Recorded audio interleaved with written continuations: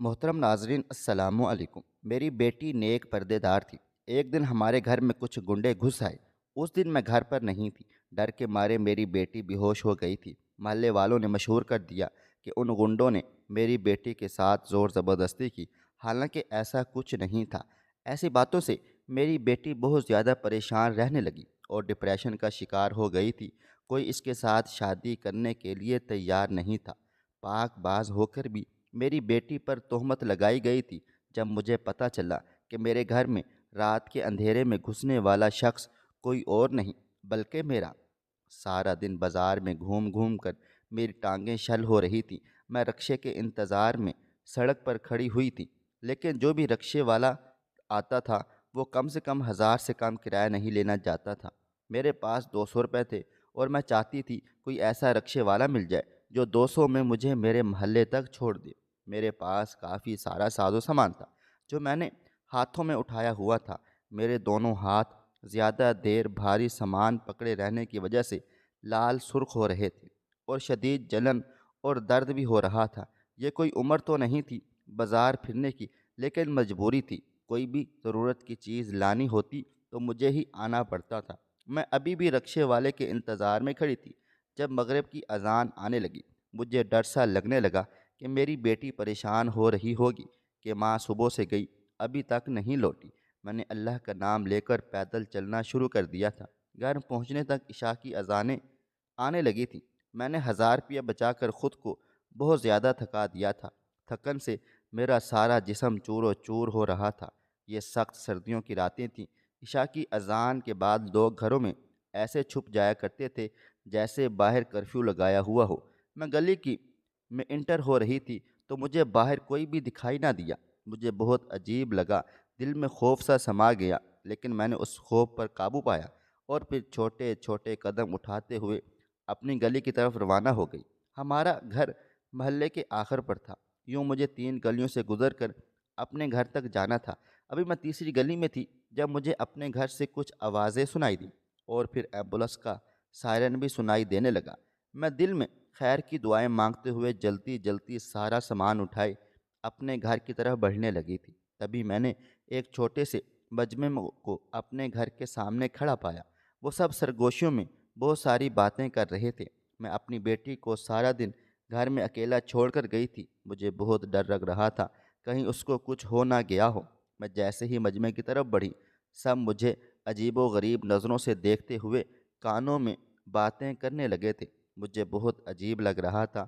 ان میں سے ایک جنتا مائی جو گھر گھر میں فساد پھیلانے سے مشہور و معروف تھی، وہ میرے قریب آئی اور کہنے لگی، تم بس بازاروں کے چکر لگاتی رہنا اور یہاں اسی بدماش نے چوری کرنے کی خاطر تمہاری بیٹی کی عزت ہی خراب کر دی ہے۔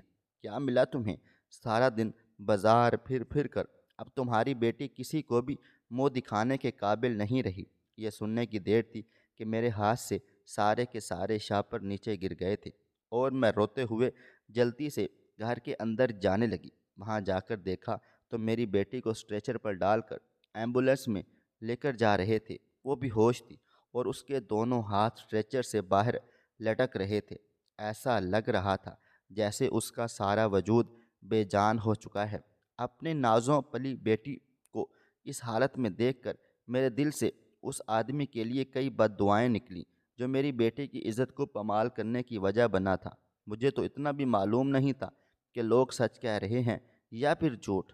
وہ جو کہہ رہے تھے میں اس پر یقین کرنے کے لیے مجبور تھی، اس لیے میں نے خاموشی اختیار کر لی اور روتے ہوئے جلدی سے ایمبولینس میں جا بیٹھی۔ میرے پاس صرف 200 روپے تھے۔ مجھے کچھ سمجھ میں نہیں آ رہا تھا کہ میں وہاں جا کر میں کیا کروں گی۔ ایمبولینس ایک سرکاری ہسپتال کے سامنے رکی تو میں اپنی خیالی دنیا سے باہر آ گئی تھی۔ جیسے ہی ڈاکٹر نے میری بیٹی کا چیک اپ کیا، وہ کہنے لگی، معمولی سی خراشیں ہیں اور سٹریس کی وجہ سے بے ہوش ہوئی ہے، باقی کوئی اتنا خاص مسئلہ نہیں ہے۔ لوگوں کی سنائی گئی باتوں میں نے دل میں دہراتے ہوئے ہمت کی کہ میں ڈاکٹر صاحبہ سے پوچھ سکوں کہ میری بیٹی کی عزت تو محفوظ ہے نا۔ اس سے پہلے کہ میں کچھ بھی پوچھتی وہ ڈاکٹر وہاں سے جانے لگی تھی۔ جیسے ہی وہ اپنے کیبن میں گئی میں جلدی سے اس کے پیچھے چلی گئی۔ وہ مجھے اس طرح پیچھے آتا دیکھ کر حیران و پریشان رہ گئی تھی، لیکن چہرے پر ایک پروفیشنل مسکراہٹ سجاتے ہوئے مجھے اپنے پاس بلایا اور کرسی پر بیٹھنے کا اشارہ کیا۔ ابھی میں کرسی پر بیٹھی ہی تھی جب اس نے ایک گلاس پانی بھر کر میری طرف بڑھا دیا اور خود بھی پانی پینے لگی۔ شاید وہ پہلے مجھے ریلیکس کرنا چاہتی تھی، اس لیے ہی اس نے میری طرف پانی بڑھا دیا۔ وہ ڈاکٹر مجھے بہت اچھی لگی تھی۔ کہتے ہیں نا، کسی کا پہلا تاثر ہی آخری تاثر ہوتا ہے۔ اسی سے ہم انسان جانچ لیتے ہیں کہ وہ انسان کیسا ہے۔ میں نے تمہید باندھتے ہوئے ڈاکٹر صاحبہ سے پوچھا، میں بازار گئی ہوئی تھی، وہاں لوگوں نے میری بیٹی کے بارے میں ایسی باتیں کہی ہیں، آپ مجھے بتائیں ان باتوں میں کتنی سچائی ہے؟ کیا میری بیٹی کی عزت پامال کرنے میں وہ شخص کامیاب ہو چکا ہے یا میری بیٹی ابھی بھی معصوم ہے؟ یہ کہتے ہوئے میں رونے لگ گئی تھی جب اس ڈاکٹر نے ٹیشو کا ڈبہ میری طرف بڑھایا اور کہنے لگی، ایسی کوئی بھی بات نہیں ہے، آپ کی بیٹی کی عزت محفوظ ہے اور ڈرنے یا گھبرانے والی کوئی بھی بات نہیں ہے۔ آپ ابھی اپنی بیٹی کو لے کر جا سکتی ہیں۔ شاید دیوار چڑھتے یا اترتے ہوئے آپ کی بیٹی پر چند خراشیں آئی ہیں جو کچھ ہی دنوں میں ٹھیک ہو جائیں گی، باقی کوئی مسئلہ نہیں ہے، آپ کو پریشان ہونے کی ضرورت بھی نہیں ہے۔ لیکن مجھے اتنا سمجھ میں نہیں آ رہا تھا کہ آخر میری بیٹی سٹریس کی وجہ سے بے ہوش کیسے ہوئی، اور پھر اگر وہ بے ہوش ہوئی تو اب وہ ہوش میں آ چکی ہے، لیکن وہ کوئی بھی بات بتانے یا کرنے کو تیار ہی نہیں تھی، بس سیدھا آسمان کی طرف گھور رہی تھی۔ سارا راستہ میں اس پر قرآنی آیات پڑھ پڑھ کر دم کرتی رہی۔ گھر جا کر میں نے پرس کھولا تو ابھی تک اس میں 200 پڑے ہوئے تھے۔ مجھے تب یاد آیا، میں تو ہسپتال میں کوئی فیس ہی نہیں بھری۔ مجھے یاد آیا کہ ہماری گلی کے اقبال صاحب، جو میرے مرحوم شوہر کے بہترین دوست تھے، وہی تو ہمارے ساتھ گئے ہوئے تھے، شاید انہوں نے بل بھرا ہو۔ یہ سوچ کر میں مطمئن ہو گئی اور سوچنے لگی کہ صبح جا کر ان سے بل کے بارے میں پوچھ لوں گی اور جیسے ہی کوئی رقم ہاتھ آئے گی فوراً سے پہلے انہیں ادا کر دوں گی۔ گھر آ کر ابھی تک میری بیٹی ناز کی وہی حالت تھی، جو وہ بولنا بھی نہیں چاہتی۔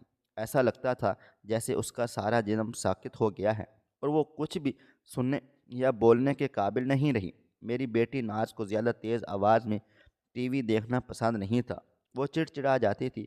اب میں نے اتنی تیز آواز کی ہوئی تھی لیکن وہ کچھ بھی سننے یا کہنے کو قاصر تھی، بس چھت کو گھوری جا رہی تھی۔ اس کا سارا جسم بالکل سیدھا پڑا تھا اور اس کے ہاتھ اتنے ٹھنڈے ہو رہے تھے جیسے اس کے جسم میں روح موجود ہی نہ ہو۔ مجھے معلوم تھا چند لوگوں نے حسد اور بغض کی آگ میں جلتے ہوئے میری بیٹی پر جھوٹے الزام لگوائے ہیں، ورنہ انہیں بھی معلوم ہے کہ میری بیٹی کتنی پاکیزہ اور معصوم ہے۔ وہ تو آج تک گھر سے عبایا یا نقاب کے بغیر نہیں نکلی۔ محلے میں کوئی بھی ایسا شخص نہیں جس نے میری بیٹی کو دیکھا ہوا ہو۔ وہ تو شرعی پردہ کرتی تھی، یہاں تک کہ اس کی بہت سی لڑکیاں جڑتی تھیں اور میری بیٹی کے خلاف بہت ساری باتیں کیا کرتی تھی۔ میں نے اس سب کا معاملہ اللہ تعالیٰ پر چھوڑ رکھا تھا، بے شک وہ سب کے حاکم میں بہتر سے بہترین کرنے والا ہے۔ میری بیٹی نے حال ہی میں انٹر کیا تھا، وہ تو جب چوتھی کلاس میں تھی تب ہی سے میں نے اسے عبایا کی عادت ڈالی تھی، کیونکہ اس کے ابو کو پردہ بہت زیادہ پسند تھا اور میں چاہتی تھی کہ میری بیٹی باپردہ ہو۔ میں خود بھی پردے کا بہت اہتمام کرتی تھی اور چاہتی تھی میری اولاد بھی بالکل ویسی کی ویسی ہی ہو۔ وہ میرے رنگ میں رنگ گئی تھی۔ ہماری چھوٹی سی فیملی کو نہ جانے کس کی نظر لگ گئی کہ میں بیوہ ہو گئی۔ خاندان والے میری مدد کرنے کو تیار نہیں تھے، اس لیے جو گھر شوہر نے حق مہر میں نام کروا دیا تھا وہ اسی میں رہائش پذیر کرنے پر مجبور تھی۔ میں ایک فیکٹری میں کام کرتی تھی جہاں دن میں 2 شفٹیں لگتی تھیں اور میں دونوں شفٹوں میں کام کیا کرتی تھی تاکہ زیادہ سے زیادہ پیسے اکٹھے کر سکوں اور ہم ماں بیٹی کو کسی کے آگے ہاتھ نہ پھیلانا پڑے۔ میں بہت زیادہ ڈرتی بھی تھی کہ میرے مرنے کے بعد میری بیٹی کا کیا ہوگا، کون ہوگا جو اس کا میری طرح خیال رکھ سکے گا۔ سارا دن رات میں اسی پریشانی میں گھلتی رہتی تھی۔ نہ جانے وہ کون سا وقت تھا جب ہم دونوں ماں بیٹی کے نصیب میں اتنی محرومیاں لکھ دی گئی تھیں۔ ایک روز میرا بھائی محمد اجمل نہ جانے میرا خیال کیسے آ گیا، وہ میرے گھر دوڑا چلا آیا۔ اس کے ہاتھ میں مٹھائی کا ایک ڈبہ تھا۔ آتے ساتھ ہی وہ ماضی کے کچھ واقعات کا ذکر کرتے ہوئے رونے لگا اور مجھ سے معافیاں مانگنے لگا۔ اجمل کوئی اور نہیں، میرا ستیلا بھائی تھا۔ ہم دونوں کی ماں تو ایک تھی لیکن دونوں کے باپ الگ الگ تھے۔ میں بھی اپنی ماں کی طرح کا ہی نصیب لکھوا کر آئی ہوئی تھی۔ وہ بھی جوانی میں بیوہ ہو گئی تھی اور میں بھی جوانی میں بیوہ ہو کر ابھی تک در بدر بھٹک رہی تھی۔ فاطمہ میری ماں کا نام تھا۔ وہ کم عمری میں بیائی گئی اور اس عمر میں ہی اس نے بیوگی کی چادر اوڑھ لی، جب اس کے ساتھ کی لڑکیاں ابھی بن بیاہی تھیں، لیکن وہ ایک بچی کی ماں بن چکی تھیں۔ میری امی کی بھابیاں اسے گھر رکھنے کو تیار نہیں تھیں، اس لیے انہوں نے میری ماں کی دوسری شادی ایک ایسے بوڑھے شخص سے کر دی جو پچھلے 40 سالوں سے اولاد کے لیے ترس رہا تھا۔ بیوی کے مرتے ہی نہ جانے کیوں اسے دوسری شادی کی سوجی۔ میرے بھائی اجمل کا سگا باپ اعظم خان، وہ ایک کھاتے پیتے گھرانے سے تعلق رکھتا تھا، لیکن ان سب کے دل بہت چھوٹے تھے۔ اس کی ماں مجھے اپنے پاس نہیں رکھنا چاہتی تھی، اس لیے میرے نصیب میں اپنی نانی اماں کے گھر رہنا ہی لکھا ہوا تھا، جہاں مجھے سب لوگ نوکرانی سمجھا کرتے تھے۔ ایک روز میرا ایک کزن جو مجھ پر غلط نگاہ رکھتا تھا، وہ مجھے ہراساں کرنے میں کامیاب ہو گیا۔ ساری رات میں روتی رہی۔ صبح میں روتے ہوئے گھر سے بھاگ نکلی اور ماں کے گھر جا کر ہی سانس لی۔ ماں نے اتنی صبح سویرے مجھے اپنے گھر میں دیکھا تو حیران اور پریشان رہ گئی تھی۔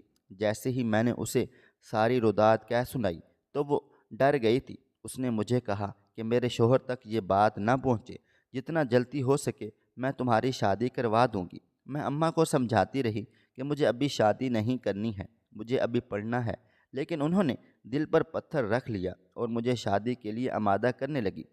عظیم خان دل کے بہت اچھے تھے۔ انہوں نے اپنے چچا زاد کے بیٹے سے میری شادی کروا دی اور پھر رخصتی بھی اپنے گھر سے کروا دی۔ وہ مجھے بیٹی ہی سمجھا کرتے تھے، لیکن ان کی ماں کی آنکھوں میں چبھا کرتی تھی، اس لیے میں ان کی محبت کا جواب محبت سے بالکل بھی نہیں دے سکتی تھی۔ ہاں، میں ان کو اپنے باپ کی جگہ ضرور سمجھتی تھی، کیونکہ میں نے کبھی بھی اپنے سگے باپ کو نہیں دیکھا ہوا تھا۔ وہ تو میرے پیدا ہوتے ہی اس دار فانی سے کوچ کر گیا تھا۔ میرے شوہر قاسم خان نے مجھے بہت پیار دیا، وہ میرا بہت خیال رکھتا تھا۔ اس نے مجھے کبھی بھی کسی چیز کی کمی محسوس نہیں ہونے دی، لیکن ایک میں ہی تھی جو نادان تھی۔ ایک روز شام کے وقت میں کپڑے دھو رہی تھی جب مسلسل میرا موبائل فون بجنے لگا۔ میں موبائل پر کال سننے کے لیے ننگے پاؤں کمرے میں توڑی چلی آئی۔ سامنے ایک ان نون نمبر سے کال دیکھ کر میں گھبرا گئی تھی۔ مجھے سمجھ میں نہیں آئی کہ کیا میں وہ کال اٹھا لوں یا پھر نہیں۔ ابھی میں ان سوچوں میں پھنسی کھڑی تھی جب میں نے فیصلہ کر لیا کہ مجھے یہ کال سن لینی چاہیے۔ سامنے جو جملہ مجھے سننے کو ملا اس نے تو میری ساری دنیا ہی لوٹ لی۔ ابھی تو میں اس رشتے کو سمجھنا شروع کیا تھا اور ابھی مجھے اس رشتے سے آزادی مل گئی تھی، لیکن میں نے فیصلہ کر لیا تھا کہ اپنے شوہر کی موت کے بعد میں ہرگز اپنی ماں کی طرح دوسری شادی کر کے اپنی بیٹے کی زندگی کو تباہ و برباد نہیں کروں گی، بلکہ میں اسے پڑھاؤں گی، لکھاؤں گی اور اسے زندگی میں ایک مقام حاصل کرنے کے لیے مدد کروں گی، تاکہ وہ بڑی ہو کر یہ شکوہ نہ کر سکے کہ ماں نے اپنی خوشیوں کی خاطر میری زندگی تباہ و برباد کر ڈالی ہے۔ قاسم خان کے ماں باپ وفات پا چکے تھے۔ ایک باپ کا چچا زاد بھائی رہتا تھا جو میری والدہ کا شوہر تھا۔ قاسم خان کے جانے کے بعد میں نے اس کے گھرانے سے تمام رشتے ناطے توڑ لیے اور خود ہی اپنی بچی کی پرورش کرنے لگی۔ بہت سے لوگ میری طرف میلی نگاہ سے دیکھتے تھے، لیکن میں نے کبھی بھی ان کی ان میلی نگاہوں کو حاوی نہیں ہونے دیا، بلکہ میں اپنے کام سے کام رکھتی اور لوگوں سے زیادہ گھلنے ملنے کی کوشش بھی نہیں کیا کرتی تھی۔ بہت سے لوگوں نے نکاح کی خواہش ظاہر کی تھی، لیکن کوئی بھی میری بیٹی کو اپنی بیٹی بنانے کو تیار نہیں تھا، اس لیے میں نے کسی بھی رشتے کے لیے ہاں نہیں کی تھی۔ میں نے خود کو کاموں میں الجھا لیا تھا، مجھے وقت ہی نہیں ملتا تھا کہ میں لوگوں کی گھسی بھیٹی باتیں سنوں۔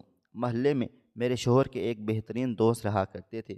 اگر کوئی بہت ضروری کام ہوتا بھی تھا تو میں انہیں کہہ دیا کرتی تھی اور وہ کر دیا کرتے تھے، اور انہی کی وجہ سے محلے والے مجھے زیادہ تنگ نہیں کرتے تھے، ورنہ بہت سے اوباش لوگ ایسے بھی تھے جو میرے پیچھے پڑے ہوئے تھے۔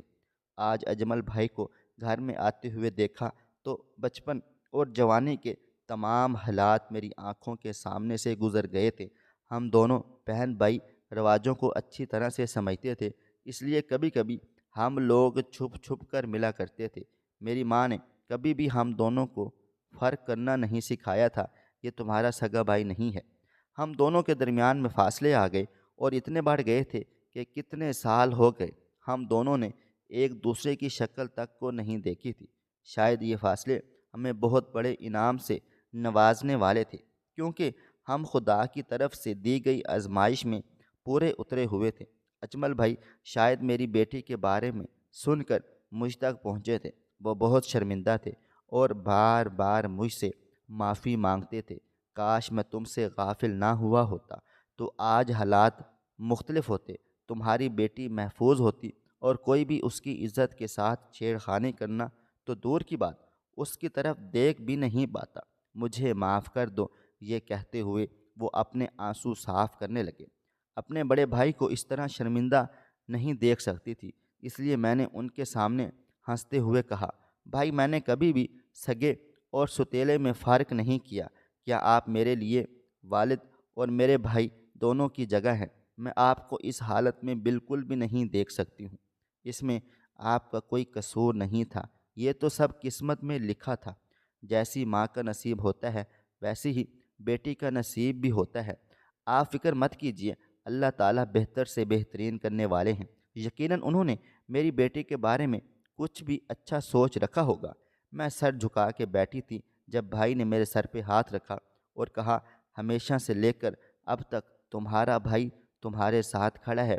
کوئی بھی پریشانی ہو فوراً سے پہلے مجھ سے رابطہ کرنا، میں بھی تم لوگوں کا پتہ کرنے آتا رہوں گا۔ ماشاءاللہ سے اب تو تمہارا بھتیجا بھی تمہارے بھائی کے قد تک پہنچ چکا ہے۔ اگر میں مصروف ہوں گا تو اسے تمہاری طرف بھیج دوں گا۔ یہ کہتے ہوئے بھائی جان چلے گئے تھے۔ بھائی جان کی اچانک آمد سے تو میں حواس باختہ تھی، اتنا بھی نہیں پوچھ پائی، بھائی آپ کی شادی کب ہوئی اور کس سے ہوئی، اور آپ کا بیٹا اتنا بڑا کیسے ہوگا کہ آج اس کی داڑھی تک آتی ہے؟ لیکن جلد بازی میں کچھ بھی پوچھ نہ پائی اور وہ جیسے اجلت میں آئے تھے ویسے ہی واپس لوٹ کر چلے گئے۔ البتہ مٹھائی کا وہ ڈبہ جو گلاب جامن سے بھرا ہوا تھا وہ میری چارپائی پر پڑا ہوا تھا، یعنی میرے بھائی کو آج بھی یاد ہے کہ اس کی بہن کی پسندیدہ مٹھائی کون سی ہے۔ یہ جان کر مجھے بہت خوشی ہوئی اور میں نے روتے ہوئے اس مٹھائی کے ڈبے کو اٹھا لیا اور پھر اس میں سے گلاب جامن نکال کر پہلے اپنی بیٹی کے منہ میں ڈالا اور پھر خود کھانے لگی تھی۔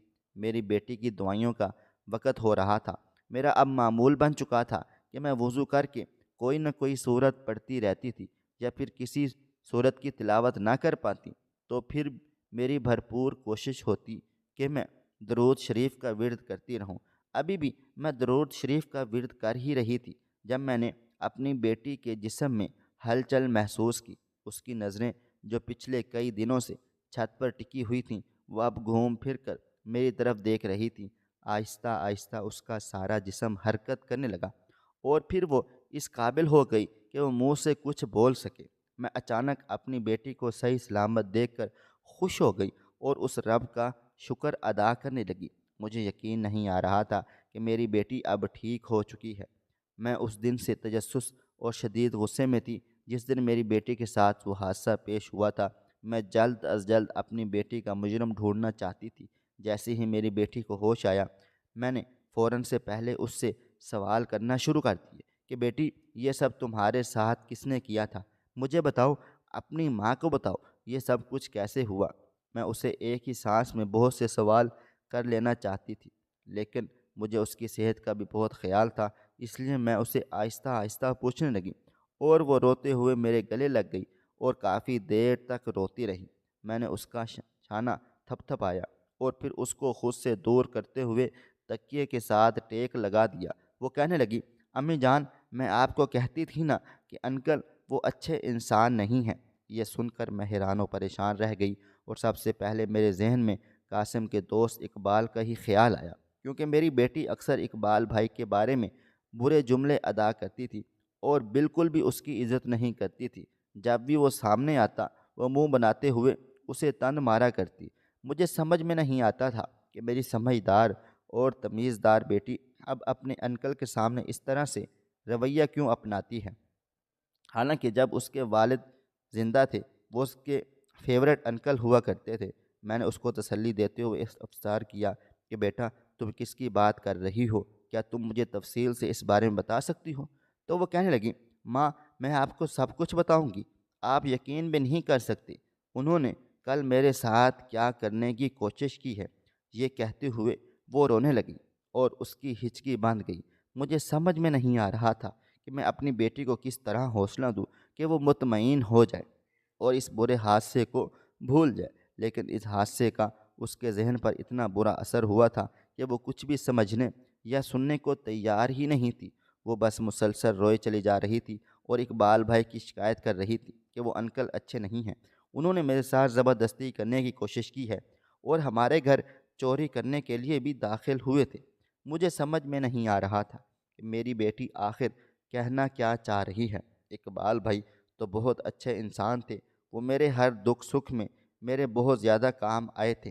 تبھی مجھے یاد آ گیا کہ پچھلے 1 سال سے اقبال بھائی ہمیں فورس کر رہے تھے کہ ہم یہ گھر انہیں بیچ ڈالیں، کیونکہ ان کا گھر ہمارے گھر کے بالکل ساتھ لگتا تھا اور وہ چاہتے تھے کہ وہ یہ گھر حاصل کر کے درمیان میں جو دیوار ہے وہ توڑوا دیں، ختم کر دیں اور پھر یہ پورشن اپنے بیٹے کو دے دیں۔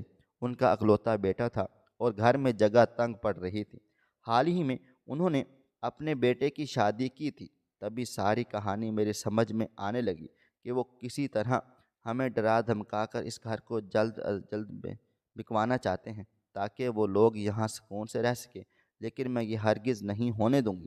یہ کہتے ہوئے میں نے فوراً سے پہلے اجمل بھائی کو فون کر دیا۔ وہ بھی بہن سے محبت کا فرض نبھانے کے واسطے دوڑے چلے آئے تھے۔ جیسے ہی اجمل بھائی گھر میں آئے روتے ہوئے میں ان کے گلے لگ گئی تھی۔ میں نے روتے ہوئے انہیں ساری بات کہہ سنائی اور انہیں بتایا کہ وہ زور زبردستی ہم سے یہ گھر بکوانا چاہتے ہیں، لیکن میں اپنے شوہر کی آخری نشانی چھوڑ کر کہیں بھی نہیں جانا چاہتی ہوں۔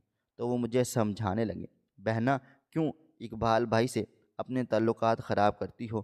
کچھ بھی کرنے کی ضرورت نہیں ہے، میرے گھر کے ساتھ ایک گھر بک رہا ہے، میں تمہیں وہ گھر خریدنے کا مشورہ دوں گا۔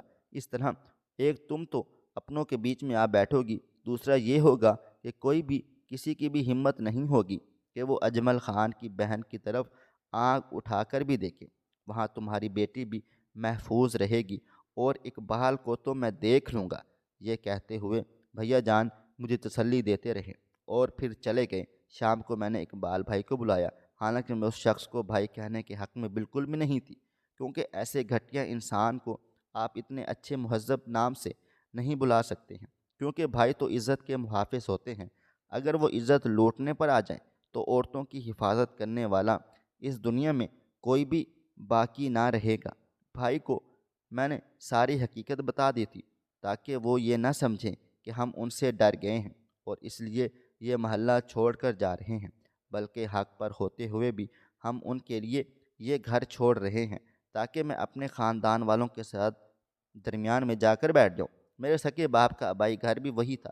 بے شک ان کے گھر والے مجھے اپنانا نہیں چاہتے تھے، لیکن تھے تو وہ میرے اپنے ہی۔ بڑھاپے میں اپنوں کے درمیان رہنا چاہتی تھی۔ اب تو ان لوگوں کو بھی اپنی غلطی کا احساس ہو چکا تھا، اس لیے میں خود اپنی مرضی سے وہاں جا رہی تھی، میرے اوپر کوئی زور زبردستی نہیں کی جا رہی تھی۔ البتہ میری بیٹی حساس تھی۔ اقبال بھائی کی ذرا سی سختی پر وہ سٹریس میں چلی گئی تھی، لیکن اب وہ ماشاءاللہ بالکل ٹھیک ٹھاک تھی۔ میں خود اسے اس محلے سے دور لے جانا چاہتی تھی۔ ابھی تو اس نے اپنی زندگی میں بہت کچھ کرنا تھا، تو میں اسے اس طرح ناکام ہوتا ہوا نہیں دیکھ سکتی تھی، اس لیے میں نے اپنی بیٹی کو آگے پڑھانے کا فیصلہ کر لیا۔ اجمل بھائی کے گھر کے ساتھ ہی فیکٹری ہو جاتی تھی، یوں مجھے زیادہ کرایہ بھرنے کی ضرورت نہ پڑتی، میں پیدل بھی آ جا سکتی تھی۔ میرے لیے ہر طرف سے آسانیاں ہی آسانیاں تھیں۔ اقبال بھائی بہت شرمندہ تھے اور بار بار مجھ سے معافی مانگ رہے تھے۔ وہ بھی کیا کرتے، اولاد کے ہاتھوں مجبور کرنے پر ہی وہ ایسا سب کر رہے تھے۔ ان کو معافی مانگتا دیکھ کر مجھے وہ دن یاد آ گئے جب کوئی بھی میری مدد کو تیار نہیں تھا اور اقبال بھائی نے کھلے دل سے میری مدد کی تھی، بلکہ میری ہر پریشانی کو اپنی پریشانی سمجھا اور ایک بہن کی طرح میرا خیال رکھا۔ میں نے ان کی ساری بری باتوں کو پسے پش ڈال کر ان کی معافی قبول کر لی اور پھر گھر کی چابی ان کے حوالے کرتے ہوئے اجمل بھائی کے گھر آ گئی تھی۔ مجھے تھوڑا سا ڈر تھا کہیں اجمل بھائی کی بیوی میرے ساتھ غلط سلوک نہ کرے، یہ نہ ہو کہ میری بیٹے کی عزت یہاں بھی محفوظ نہ رہ سکے، لیکن ایسا کچھ بھی نہیں تھا۔ میری بھابھی ایک بہت ہی ملنسار عورت تھی، وہ میرے ساتھ بے حد مخلص تھی، بلکہ میری بڑی بہن کی طرح مجھے مشورے دیا کرتی تھی اور میرا بے حد خیال رکھتی تھی۔ جب تک ہمارے گھر کی چابیاں ہمیں نہیں مل گئیں، انہوں نے بہنوں کی طرح سمجھا اور اپنے پاس رکھا۔ مجھے ان سے کوئی بھی شکوہ شکایت نہ تھی، بلکہ میں تو ان کے گھر انہیں بہت سی دعائیں دے کر نکلی تھی۔ ایک بھائی تھا، وہ اس کا گھرانہ بھی میرے ساتھ اتنا اچھا تھا کہ بھلا مجھے اور کیا چاہیے تھا۔ 7 سال گزر گئے اور پتہ بھی نہ چلا میری بیٹی نے ڈاکٹر بن کر میرا سر فخر سے بلند کر چکی تھی۔ اجمل بھائی کا بیٹا بھی انجینئرنگ کر چکا تھا اور اب ایک اچھے عہدے پر فائز تھا۔ دونوں ہی اپنے اپنے پاؤں پر کھڑے ہو چکے تھے۔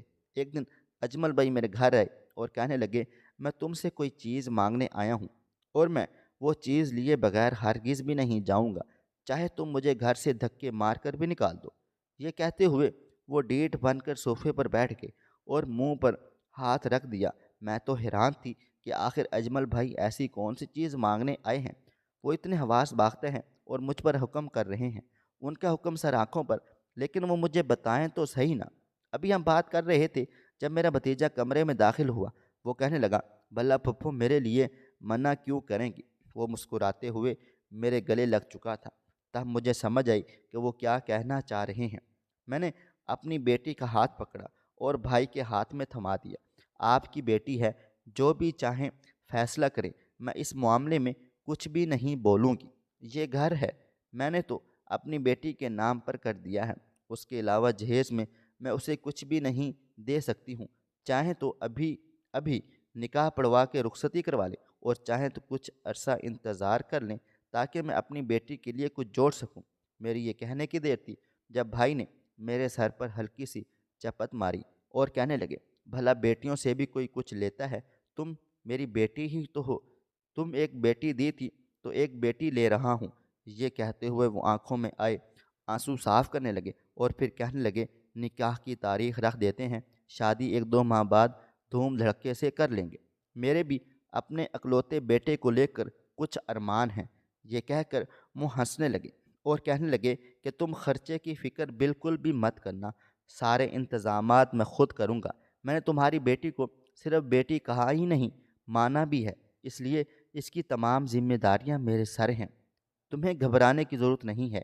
میری بیٹی کی شادی کو 10 سال ہو چکے ہیں۔ میں شکر ادا کرتی ہوں اس کا نصیب اس کی نانی اور اس کی ماں کی طرح نہیں ہے، ورنہ وہ آج بھی ہماری طرح در بدر بھٹک رہی ہوتی۔ روز ہی میں اپنی بیٹی کے اچھے نصیب کی دعا کرتی ہوں تاکہ کبھی بھی کسی بھی بہن بیٹی کو اس طرح ذلیل و رسوا نہ ہونا پڑے۔ اس نے اپنے حصے کی رسوائی اپنی جوانی میں ہی جھیل لی تھی۔ اب میں نہیں چاہتی تھی کہ اب عمر کے اس حصے میں آ کر لوگ اسے کسی قسم کا بھی طعنہ ماریں، اور خدا نے میری دعا قبول کر لی۔ اسے ایک اتنے اچھے گھرانے میں بیاہ کر لوگ دیکھ کر حسرت کرتے ہیں۔ اسلام میں عورت کا مقام بہت اہم ہے اور اس کو عزت و احترام کے ساتھ پیش کیا گیا ہے۔ اسلام عورت کو ایک انسانی مخلوق کے طور پر قدردانی اور احترام کے مستحق سمجھتا ہے۔ قرآن مجید میں عورتوں کے حقوق اور ان کا مقام بہت واضح طور پر ذکر کیا گیا ہے۔ عورت کا پہلے مقام اس کے خاندان میں ہوتا ہے۔ وہ ماں، بہن، بیوی اور بیٹی کے طور پر اپنے گھرانوں میں اہمیت رکھتی ہے۔ اسلام میں والدین کا عزت و احترام کرنا بہت ضروری ہے اور اس میں ماں کا مقام بہت بلند ہے۔ پیغمبر اسلام صلی اللہ علیہ وآلہ وسلم نے فرمایا، جنت ماں کے قدموں کے نیچے ہے، جو عورت کے لیے بہت عظیم اعزاز کی بات ہے۔ عورت کے لیے دیگر اہم مقامات شامل ہیں: بیوی کا مقام، بہن کا مقام اور بیوی کا مقام۔ اسلام میں عورت کی شادی پر بہت زیادہ وزن دیا گیا ہے اور اسے اپنے شوہر کے حقوق کا خیال رکھنے کی ذمہ داری بھی سمجھا دی جاتی ہے۔ بیوی کے طور پر عورت کو اپنے شوہر کی تعلقاتی اور روحانی سہولتوں کی خدمات کرنے کا حق حاصل ہوتا ہے۔ عورت کے لیے علم کا مقام بھی اہم ہے، لیکن آج کل کے دور میں لڑکی ایک جھوٹی محبت کے تماشے میں جکڑی ہوئی ہے۔ غیر محرم سے تعلق رکھنا ایک پروفیشن بن چکا ہے۔ خود شادی کے چکر میں اپنی عزت خراب کروا لیتی ہیں، کچھ پیسے کے لالچ میں ایسا کر جاتی ہیں، قصور مرد کا نکال کر خود کو مظلوم ثابت کرتی ہیں، جبکہ اس دور میں کہ ہر کسی کو پتہ ہے مرد کی فطرت کیسی ہے، تو کیوں مردوں کی باتوں میں آ جاتی ہیں۔ اللہ تعالیٰ سب بہن بیٹیوں کے نصیب نیک اور سونے بنائے۔ آمین ثم آمین یا رب العالمین۔ خواہش صرف اتنی ہے کہ کچھ الفاظ لکھوں جس سے کوئی گمراہی کے راستے پہ جاتے جاتے رک جائے، اور نہ بھی رکے تو سوچ میں ضرور پڑ جائے۔ پیارے دوستو، امید کرتا ہوں کہ آپ کو یہ ہماری کہانی پسند آئی ہوگی۔ کہانی پسند آئی ہو تو ویڈیو کو لائک کریں، کومنٹس کریں، شیئر کرنا بالکل بھی نہ بھولیں۔ اور ہاں، اگر آپ لوگ اس چینل پر نئے ہیں تو اس چینل کو سبسکرائب ضرور کر لیجئے گا اور نوٹیفیکیشن کو ضرور دبا لیجئے گا تاکہ آنے والی کہانی سب سے پہلے آپ کو مل سکے۔ ملتے ہیں کل ایک نئی اور دلچسپ کہانی کے ساتھ۔ تب تک اپنا ڈھیر سارا خیال رکھیے گا۔ اللہ حافظ۔